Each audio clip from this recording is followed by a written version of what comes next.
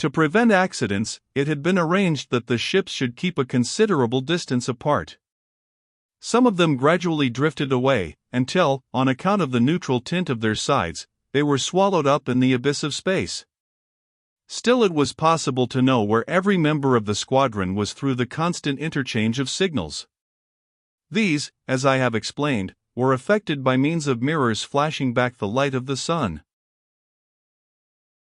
But, although it was now unceasing day for us, yet, there being no atmosphere to diffuse the sun's light, the stars were visible to us just as at night upon the earth, and they shone with extraordinary splendor against the intense black background of the firmament. The lights of some of the more distant ships of our squadron were not brighter than the stars in whose neighborhood they seemed to be. In some cases it was only possible to distinguish between the light of a ship and that of a star by the fact that the former was continually flashing while the star was steady in its radiance. An uncanny effect. The most uncanny effect was produced by the absence of atmosphere around us. Inside the car, where there was air, the sunlight, streaming through one or more of the windows, was diffused and produced ordinary daylight. But when we ventured outside, we could only see things by halves.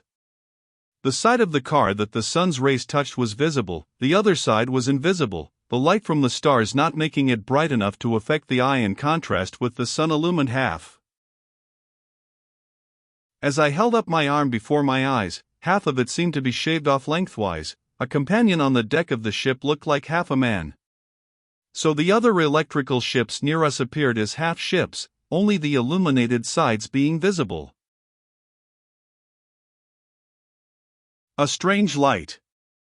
Strange light. The other electrical ships appeared as half ships, only the illuminated sides being visible. We had now got so far away that the earth had taken on the appearance of a heavenly body like the moon. Its colors had become all blended into a golden reddish hue, which overspread nearly its entire surface, except at the poles, where there were broad patches of white. It was marvelous to look at this huge orb behind us, while far beyond it shone the blazing sun like an enormous star in the blackest of nights. In the opposite direction appeared the silver orb of the moon, and scattered all around were millions of brilliant stars, amid which, like fireflies, flashed and sparkled the signal lights of the squadron. Danger manifests itself. A danger that might easily have been anticipated, that perhaps had been anticipated, but against which it would have been difficult, if not impossible, to provide, presently manifested itself. Looking out of a window toward the right, I suddenly noticed the lights of a distant ship darting about in a curious curve. Instantly afterward, another member of the squadron, nearer by, behaved in the same inexplicable manner. Then 2 or 3 of the floating cars seemed to be violently drawn from their courses and hurried rapidly in the direction of the flagship.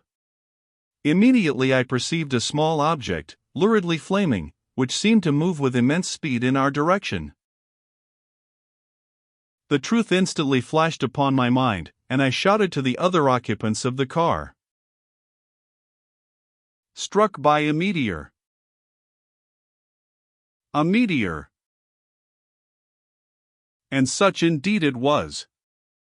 We had met this mysterious wanderer in space at a moment when we were moving in a direction at right angles to the path it was pursuing around the sun. Small as it was, and its diameter probably did not exceed a single foot, it was yet an independent little world, and as such a member of the solar system. Its distance from the sun being so near that of the earth, I knew that its velocity, assuming it to be traveling in a nearly circular orbit, must be about 18 miles in a second. With this velocity, then, it plunged like a projectile shot by some mysterious enemy in space directly through our squadron. It had come and was gone before one could utter a sentence of 3 words. Its appearance, and the effect it had produced upon the ships in whose neighborhood it passed, indicated that it bore an intense and tremendous charge of electricity. How it had become thus charged I cannot pretend to say. I simply record the fact. And this charge, it was evident, was opposite in polarity to that which the ships of the squadron bore. It therefore exerted an attractive influence upon them and thus drew them after it. I had just time to think how lucky it was that the meteor did not strike any of us, when, glancing at a ship just ahead, I perceived that an accident had occurred. The ship swayed violently from its course, dazzling flashes played around it, and 2 or 3 of the men forming its crew appeared for an instant on its exterior, wildly gesticulating, but almost instantly falling prone. It was evident at a glance that the car had been struck by the meteor.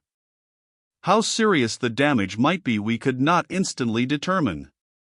The course of our ship was immediately altered, the electric polarity was changed, and we rapidly approached the disabled car. The men who had fallen lay upon its surface. One of the heavy circular glasses covering a window had been smashed to atoms. Through this the meteor had passed, killing 2 or 3 men who stood in its course. Then it had crashed through the opposite side of the car, and, passing on, disappeared into space. The store of air contained in the car had immediately rushed out through the openings, and when 2 or 3 of us, having donned our airtight suits as quickly as possible, entered the wrecked car, we found all its inmates stretched upon the floor in a condition of asphyxiation. They, as well as those who lay upon the exterior, were immediately removed to the flagship, restoratives were applied, and, fortunately, our aid had come so promptly that the lives of all of them were saved. But life had fled from the mangled bodies of those who had stood directly in the path of the fearful projectile. A frightful tragedy in space. Tragedy through this the meteor had passed, killing 2 or 3 men who stood in its course. This strange accident had been witnessed by several of the members of the fleet, and they quickly drew together, in order to inquire for the particulars. As the flagship was now overcrowded by the addition of so many men to its crew, Mr. Edison had them distributed among the other cars. Fortunately, it happened that the disintegrators contained in the wrecked car were not injured. Mr. Edison thought that it would be possible to repair the car itself, and for that purpose he had it attached to the flagship in order that it might be carried on as far as the moon. The bodies of the dead were transported with it, as it was determined, instead of committing them to the fearful deep of space, where they would have wandered forever, or else have fallen like meteors upon the earth, to give them interment in the lunar soil. Nearing the moon. As we now rapidly approached the moon, the change which the appearance of its surface underwent was no less wonderful than that which the surface of the earth had presented in the reverse order while we were receding from it. From a pale silver orb, shining with comparative faintness among the stars, it slowly assumed the appearance of a vast mountainous desert. As we drew nearer, its colors became more pronounced, the great flat regions appeared darker, the mountain peaks shone more brilliantly. The huge chasms seemed bottomless and blacker than midnight. Gradually separate mountains appeared. What seemed like expanses of snow and immense glaciers streaming down their sides sparkled with great brilliancy in the perpendicular rays of the sun. Our motion had now assumed the aspect of falling. We seemed to be dropping from an immeasurable height and with an inconceivable velocity, straight down upon those giant peaks. The mountains of Luna. Here and there curious lights glowed upon the mysterious surface of the moon. Where the edge of the moon cut the sky behind it, it was broken and jagged with mountain masses. Vast crater rings overspread its surface, and in some of these I imagined I could perceive a lurid illumination coming out of their deepest cavities, and the curling of mephitic vapors around their terrible jaws. We were approaching that part of the moon which is known to astronomers as the Bay of Rainbows. Here a huge semicircular region, as smooth almost as the surface of a prairie, lay beneath our eyes, stretching southward into a vast ocean-like expanse, while on the north it was enclosed by an enormous range of mountain cliffs, rising perpendicularly to a height of many thousands of feet, and rent and gashed in every direction by forces which seemed at some remote period to have labored at tearing this little world in pieces. A dead and mangled world. The moon's strange and ghastly surface in full view of man. It was a fearful spectacle, a dead and mangled world, too dreadful to look upon. The idea of the death of the moon was, of course, not a new one to many of us. We had long been aware that the Earth's satellite was a body which had passed beyond the stage of life, if indeed it had ever been a life-supporting globe, but none of us were prepared for the terrible spectacle which now smote our eyes. At each end of the semicircular ridge that encloses the Bay of Rainbows there is a lofty promontory that at the northwestern extremity had long been known to astronomers under the name of Cape Laplace. The other promontory, at the southeastern termination, is called Cape Heraclides. It was toward the latter that we were approaching, and by interchange of signals all the members of the squadron had been informed that Cape Heraclides was to be our rendezvous upon the moon. I may say that I had been somewhat familiar with the scenery of this part of the lunar world, for I had often studied it from the Earth with a telescope, and I had thought that if there was any part of the moon where one might, with fair expectation of success, look for inhabitants, or if not for inhabitants, at least for relics of life no longer existent there, this would surely be the place. It was, therefore, with no small degree of curiosity, notwithstanding the unexpectedly frightful and repulsive appearance that the surface of the moon presented, that I now saw myself rapidly approaching the region concerning whose secrets my imagination had so often busied itself. When Mr. Edison and I had paid our previous visit to the moon on the first experimental trip of the electrical ship, we had landed at a point on its surface remote from this, and, as I have before explained, we then made no effort to investigate its secrets.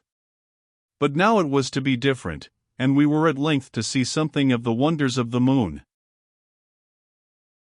Like a human face.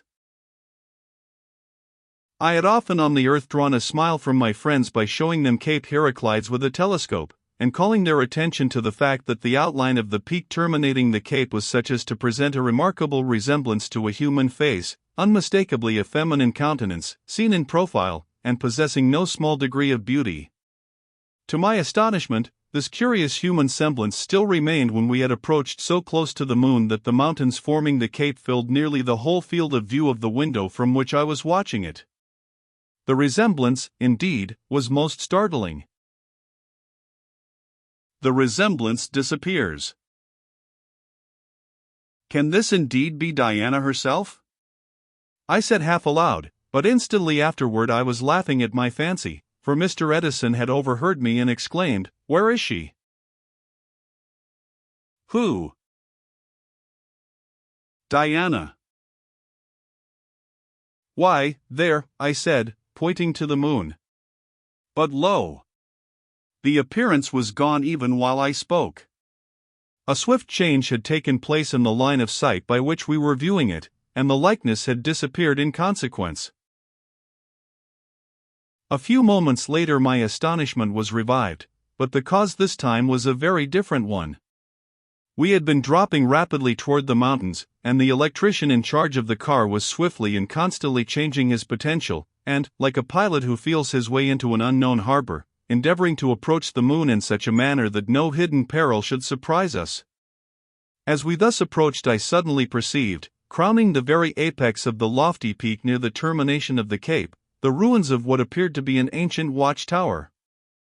It was evidently composed of cyclopean blocks larger than any that I had ever seen even among the ruins of Greece, Egypt, and Asia Minor. A wonderful discovery on the moon. Discovery. As we thus approached I suddenly perceived, crowning the very apex of the lofty peak near the termination of the cape, the ruins of what appeared to be the ancient watchtower. The moon was inhabited. Here, then, was visible proof that the moon had been inhabited, although probably it was not inhabited now. I cannot describe the exultant feeling which took possession of me at this discovery. It settled so much that learned men had been disputing about for centuries. "What will they say," I exclaimed, "when I show them a photograph of that?" Below the peak, stretching far to right and left, lay a barren beach which had evidently once been washed by sea waves, because it was marked by long curved ridges such as the advancing and retiring tide leaves upon the shore of the ocean. This beach sloped rapidly outward and downward toward a profound abyss, which had once, evidently, been the bed of a sea, but which now appeared to us simply as the empty, yawning shell of an ocean that had long vanished. It was with no small difficulty, and only after the expenditure of considerable time, that all the floating ships of the squadron were gradually brought to rest on this lone mountain top of the moon. In accordance with my request, Mr. Edison had the flagship moored in the interior of the great ruined watchtower that I have described. The other ships rested upon the slope of the mountain around us. Although time pressed, for we knew that the safety of the Earth depended upon our promptness in attacking Mars, yet it was determined to remain here at least 2 or 3 days in order that the wrecked car might be repaired. It was found also that the passage of the highly electrified meteor had disarranged the electrical machinery in some of the other cars, so that there were many repairs to be made besides those needed to restore the wreck. Burying the dead. Moreover, we must bury our unfortunate companions who had been killed by the meteor. This, in fact, was the first work that we performed. Strange was the sight, and stranger our feelings, as here on the surface of a world distant from the earth, and on soil which had never before been pressed by the foot of man, we performed that last ceremony of respect which mortals pay to mortality. In the ancient beach at the foot of the peak we made a deep opening, and there covered forever the faces of our friends, leaving them to sleep among the ruins of empires, and among the graves of races which had vanished probably ages before Adam and Eve appeared in paradise. While the repairs were being made, several scientific expeditions were sent out in various directions across the moon. One went westward to investigate the great ring plain of Plato and the lunar Alps. Another crossed the ancient Sea of Showers toward the lunar Apennines. One started to explore the immense crater of Copernicus, which, yawning 50 miles across, presents a wonderful appearance even from the distance of the Earth. The ship in which I, myself, had the good fortune to embark, was bound for the mysterious lunar mountain Aristarchus. Before these expeditions started, a careful exploration had been made in the neighborhood of Cape Heraclides. But, except that the broken walls of the watchtower on the peak, composed of blocks of enormous size, had evidently been the work of creatures endowed with human intelligence, no remains were found indicating the former presence of inhabitants upon this part of the moon. A gigantic human footprint. But along the shore of the old sea, just where the so-called Bay of Rainbows separates itself from the abyss of the Sea of Showers, there were found some stratified rocks in which the fascinated eyes of the explorer beheld the clear imprint of a gigantic human foot, measuring 5 feet in length from toe to heel. Monsters had populated the satellite. Monsters. The fascinated eyes of the explorer beheld the clear imprint of a gigantic human foot, measuring 5 feet in length from toe to heel. Detailing the marvelous adventures of the Earth's warriors in unknown worlds. The most minute search failed to reveal another trace of the presence of the ancient giant, who had left the impress of his foot in the wet sands of the beach here so many millions of years ago that even the imagination of the geologists shrank from the task of attempting to fix the precise period. The Great Footprint. Around this gigantic footprint gathered most of the scientific members of the expedition, wearing their oddly shaped airtight suits, connected with telephonic wires, and the spectacle, but for the impressiveness of the discovery, would have been laughable in the extreme. Bending over the mark in the rock, nodding their heads together, pointing with their awkwardly accoutered arms, they looked like an assemblage of antediluvian monsters collected around their prey. Their disappointment over the fact that no other marks of anything resembling human habitation could be discovered was very great. Still, this footprint in itself was quite sufficient, as they all declared, to settle the question of the former inhabitation of the moon, and it would serve for the production of many a learned volume after their return to the Earth, even if no further discoveries should be made in other parts of the lunar world. Expeditions over the moon. It was the hope of making such other discoveries that led to the dispatch of the other various expeditions which I have already named. I had chosen to accompany the car that was going to Aristarchus, because, as everyone who had viewed the moon from the Earth was aware, there was something very mysterious about that mountain. I knew that it was a crater nearly 30 miles in diameter and very deep, although its floor was plainly visible. The glowing mountains. What rendered it remarkable was the fact that the floor and the walls of the crater, particularly on the inner side, glowed with a marvelous brightness which rendered them almost blinding when viewed with a powerful telescope. So bright were they, indeed, that the eye was unable to see many of the details which the telescope would have made visible but for the flood of light which poured from the mountains. Sir William Herschel had been so completely misled by this appearance that he supposed he was watching a lunar volcano in eruption. It had always been a difficult question what caused the extraordinary luminosity of Aristarchus. No end of hypotheses had been invented to account for it. Now I was to assist in settling these questions forever. From Cape Heraclides to Aristarchus the distance in an airline was something over 300 miles. Our course lay across the northeastern part of the Sea of Showers, with enormous cliffs, mountain masses, and peaks shining on the right, while in the other direction the view was bounded by the distant range of the lunar Apennines, some of whose towering peaks, when viewed from our immense elevation, appeared as sharp as the Swiss Matterhorn. When we had arrived within about 100 miles of our destination, we found ourselves floating directly over the so-called Harbinger Mountains. The serrated peaks of Aristarchus then appeared ahead of us, fairly blazing in the sunshine. A gigantic string of diamonds. It seemed as if a gigantic string of diamonds, every one as great as a mountain peak, had been cast down upon the barren surface of the moon and left to waste their brilliance upon the desert air of this abandoned world. The Diamond Mountains of the Moon. Diamond Mountains. It seemed as if a gigantic string of diamonds, every one as great as a mountain, had been cast down upon the barren surface of the moon.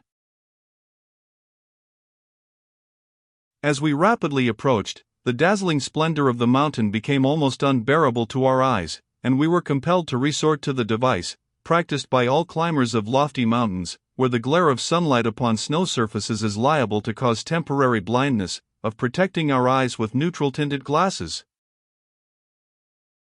Professor Moissac, the great French chemist and maker of artificial diamonds, fairly danced with delight. Voila! Voila! Voila, was all that he could say. A mountain of crystals. When we were comparatively near, the mountain no longer seemed to glow with a uniform radiance, evenly distributed over its entire surface, but now innumerable points of light, all as bright as so many little suns, blazed away at us. It was evident that we had before us a mountain composed of, or at least covered with, crystals. Without stopping to alight on the outer slopes of the great ring-shaped range of peaks which composed Aristarchus, we sailed over their rim and looked down into the interior. Here the splendor of the crystals was greater than on the outer slopes, and the broad floor of the crater, thousands of feet beneath us, shone and sparkled with overwhelming radiance, as if it were an immense spin of diamonds, while a peak in the center flamed like a stupendous tiara encrusted with selected gems. Eager to see what these crystals were, the car was now allowed rapidly to drop into the interior of the crater. With great caution we brought it to rest upon the blazing ground, for the sharp edges of the crystals would certainly have torn the metallic sides of the car if it had come into violent contact with them. Donning our airtight suits and stepping carefully out upon this wonderful footing, we attempted to detach some of the crystals. Many of them were firmly fastened, but a few, some of astonishing size, were readily loosened. A wealth of gems. A moment's inspection showed that we had stumbled upon the most marvelous work of the forces of crystallization that human eyes had ever rested upon. Sometime in the past history of the moon there had been an enormous outflow of molten material from the crater. This had overspread the walls and partially filled up the interior, and later its surface had flowered into gems, as thick as blossoms in a bed of pansies. The whole mass flashed prismatic rays of indescribable beauty and intensity. We gazed at first speechless with amazement. "It cannot be, surely it cannot be," said Professor Moissa at length. "But it is," said another member of the party. "Are these diamonds?" asked a third. "I cannot yet tell," replied the professor. "They have the brilliancy of diamonds, but they may be something else." "Moon jewels," suggested a third. "And worth untold millions, whatever they are," remarked another. Jewels from the moon. These magnificent crystals, some of which appeared to be almost flawless, varied in size from the dimensions of a hazelnut to geometrical solids several inches in diameter. We carefully selected as many as it was convenient to carry and placed them in the car for future examination. We had solved another long-standing lunar problem and had, perhaps, opened up an inexhaustible mine of wealth which might eventually go far toward reimbursing the Earth for the damage which it had suffered from the invasion of the Martians. On returning to Cape Heraclides, we found that the other expeditions had arrived at the rendezvous ahead of us.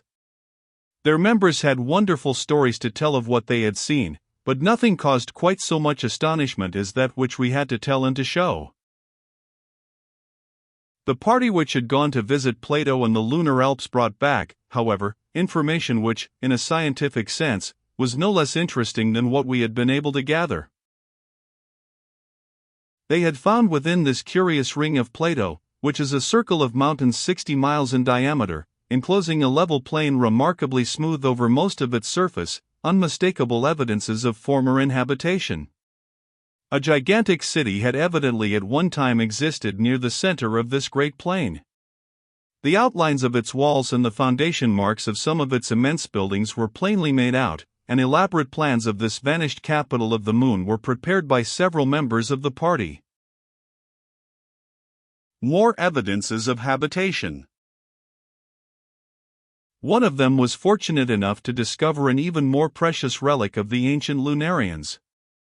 It was a piece of petrified skullbone, representing but a small portion of the head to which it had belonged, but yet sufficient to enable the anthropologists, who immediately fell to examining it, to draw ideal representations of the head as it must have been in life, the head of a giant of enormous size, which, if it had possessed a highly organized brain, of proportionate magnitude, must have given to its possessor intellectual powers immensely greater than any of the descendants of Adam have ever been endowed with. Giants in size.